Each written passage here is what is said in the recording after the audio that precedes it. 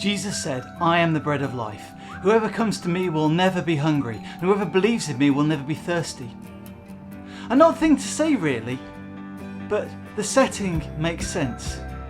After Jesus had miraculously fed 5,000 people and sent everyone home, he headed out across the lake on foot. And after catching up with his mates, he went to the other side. The crowds were looking for him. They headed out in boats and found him on the other side. Jesus calls them on their actions. "You didn't come looking for me because you saw God at work, but because you had your bellies filled. Stop chasing after the things which satisfy you in this world," Jesus says. "Look to God who truly satisfies your needs." They wanted some kind of sign from Jesus to understand him.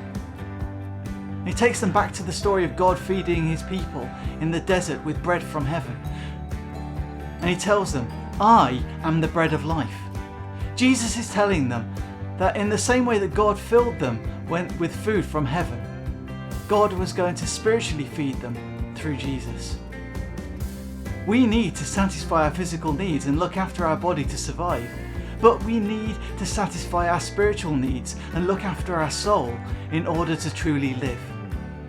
As Jesus said to the devil when being tempted in the desert, "Man doesn't live by bread alone, but by every word that proceeds from the mouth of God."